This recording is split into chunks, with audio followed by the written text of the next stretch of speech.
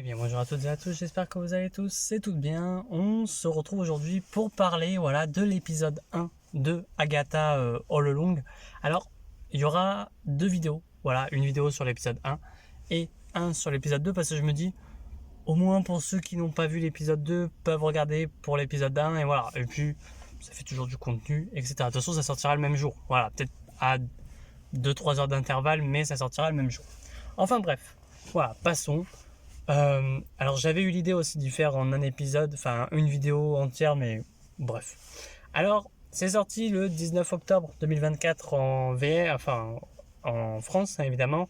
C'est réalisé par Jack Schaeffer et la durée de l'épisode est environ 40 minutes, mais ça on y reviendra plus tard.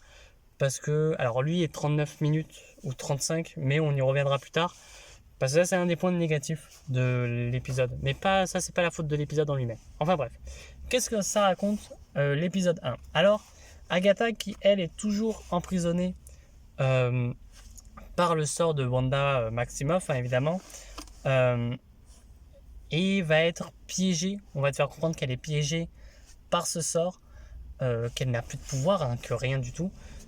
Et elle est piégée à cause du fait que tout simplement Wanda est malencontreusement décédée. La référence à Doctor Strange 2, évidemment, qu'elle est décédée tout simplement.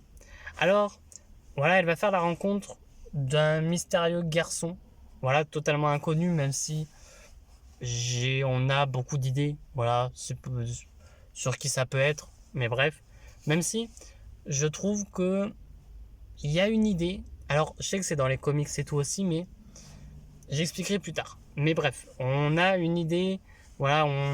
Elle va rencontrer un mystérieux jeune homme, et aussi une mystérieuse sorcière qu'on va apprendre plus tard, que j'ai totalement zappé le nom, évidemment, et qui justement va l'aider à revenir dans le monde réel entre guillemets, parce que faut savoir qu'elle se prend pour une lieutenant de police, évidemment, et revenant dans le monde réel, on apprend comme quoi les sorcières de Salem, les 7 sorcières de Salem, vont tout simplement vouloir tuer Agatha. En tout cas, c'est ce que moi j'ai compris, c'est ils vont vouloir la tuer. Voilà. Et donc, elle va devoir retrouver ses pouvoirs. Tout simplement. C'est un peu ce qui se passe dans l'épisode, sans trop spoiler, évidemment. Mais mon avis dessus, en fait, cet épisode 1, alors j'ai vu l'épisode 2, donc c'est pour ça que je ne ferai pas non plus une théorie sur l'épisode 1, parce que j'ai vu l'épisode 2, tu vois. Donc c'est logique. Mais cet épisode 1, j'ai trouvé beaucoup trop lent. Tu vois, je sais qu'il y a de très bonnes choses dessus, évidemment. Il y a de très bonnes idées de très bonnes idées de réalisation, etc.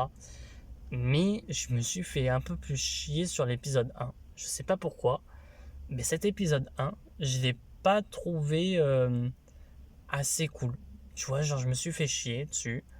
J'ai eu l'impression d'avoir 35 minutes longues, voilà. Et il y a des idées, il y a de l'enjeu qui est mis en place, évidemment, mais ça me fait chier. Alors, évidemment, ce que j'ai mis aussi, il y a des idées, oui, j'ai mis, il n'y a pas d'humour. Enfin, en tout cas, il y en a très peu.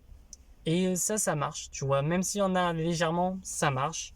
Il y a de l'idée de mise en scène, évidemment, quand tu as Agatha qui va passer de toutes les phases où elle était dans WandaVision, ça c'est assez cool, je trouve. Même, tu vois, le jeu d'acteur, il est excellent, je trouve. Tu vois, par exemple, au moment où, et je pense que la scène a dû être compliquée à tourner, ça oui, au moment où Agatha est totalement à poil, face au, comment il s'appelle, au voisin de Agatha, tu vois, t'as ce côté où justement, comment il s'appelle, où il va être totalement différent de ce qu'on a vu au début, tu vois, et ça c'est cool. Parce que tu as vraiment cette impression de ok, on est dans totalement un autre monde, et ça marche. Ça marche vraiment. Vraiment, ça a été cool.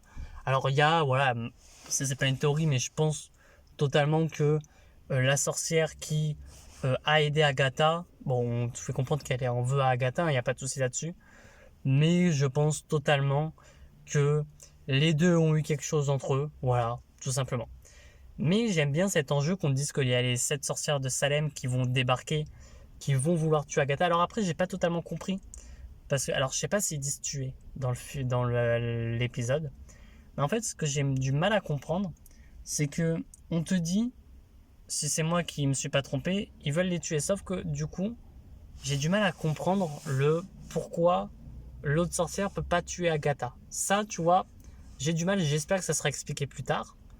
Mais du coup, ça prolonge un peu l'idée du fait que Agatha et cette fameuse sorcière dont j'ai totalement zappé le nom euh, auraient été ensemble. Et je me dis, aurait peut-être, pourquoi pas, tu vois, fait une sorte de pacte de sang, tu vois, en mode, si l'une meurt, l'autre meurt. Ça expliquerait pourquoi elle l'aide un peu à sortir, justement.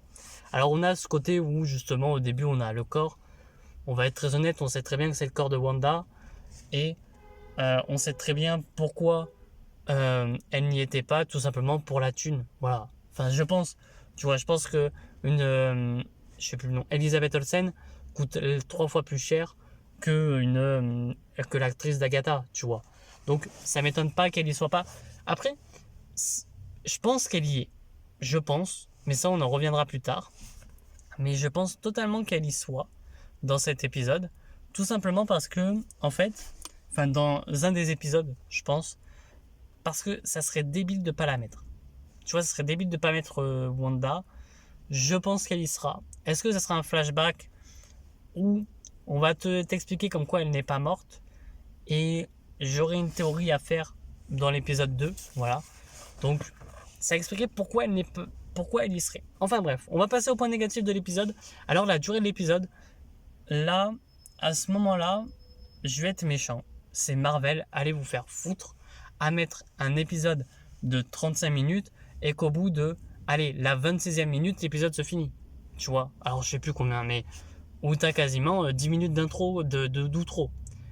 Bref, passons. Alors, aussi j'ai trouvé l'épisode un peu lent, pour ma part, en tout cas.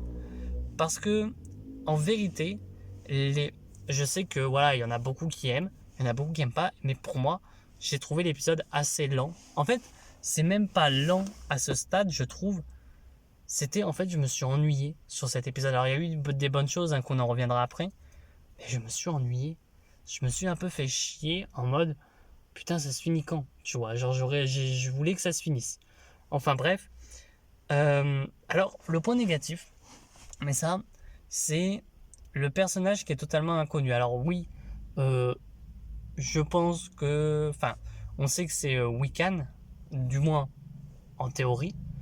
Mais en fait, le truc, c'est que ce personnage-là, on le voit très peu.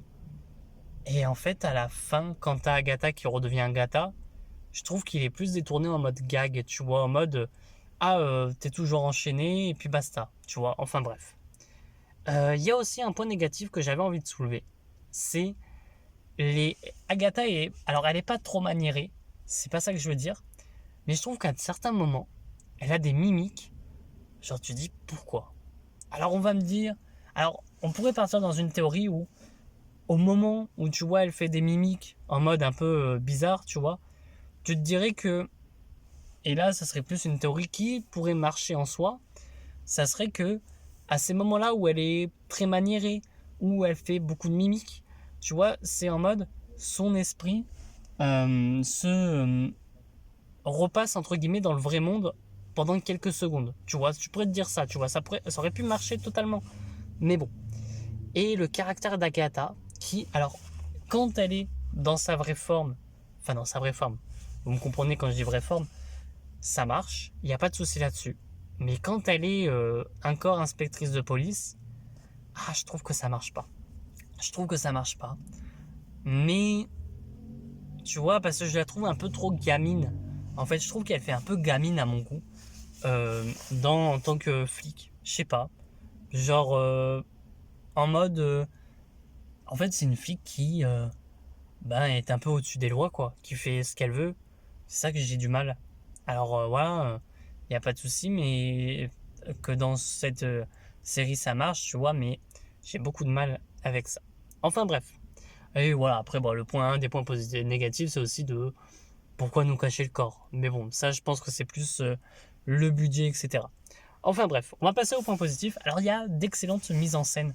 Voilà, ça c'est le truc qui est sûr, c'est que la mise en scène est au rendez-vous. Ça, il n'y a pas de souci là-dessus. Notamment à un moment donné, quand t'as Agatha qui va récupérer le médaillon où avec le reflet de l'eau, tu vois que le médaillon est à elle, enfin sur elle. Ça marche, y a pas de souci. Le fait qu'elle change de forme, etc. Quand elle est, quand elle commence à se souvenir de plusieurs choses, etc. Alors, ça peut être débile dit comme ça, mais j'ai bien aimé aussi Agatha. Tu vois, mais Agatha en seconde partie de l'épisode. Parce que dans le début, elle me fait un peu chier. Mais il y a des moments où Agatha est assez cool. On a de l'enjeu. Voilà, à la fin qu'on te dise, oui, mais attention, les sorcières de Salem vont passer. Bah, tu sais comme quoi dans l'épisode 2, même en ayant vu que l'épisode 1, tu te dis, bon, dans l'épisode 2, ça va être la merde. Parce qu'on te dit au coucher du soleil.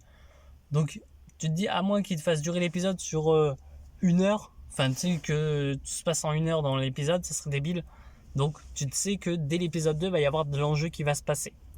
Alors, j'ai mis aussi un point positif. Ça, c'est un peu débile aussi d'avoir mis, mais j'ai mis un point positif, la mort de Wanda.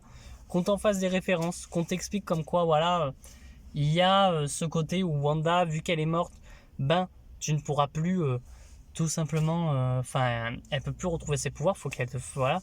Donc ça, c'est assez cool. J'ai dit la mystérieuse sorcière aussi, j'ai écrit parce que je ne savais plus le nom. Voilà. Donc, mais ouais, elle, je la trouve assez cool. On va être très honnête qu'il va y avoir un swap de camp. Voilà, là on te fait comprendre qu'elle est du camp des méchantes. À mon avis, elle va pas rester très longtemps dans le camp des méchantes. Voilà. C'est pas un spoil, mais dans l'épisode 2, elle y est pas. Ça m'étonnerait pas parce qu'on a vu, voilà. En fait, juste en regardant l'affiche de la série, tu sais comme quoi il y a des personnages qui y sont pas encore. Voilà. Du camp d'Agatha entre guillemets. Et des références au Darkhold.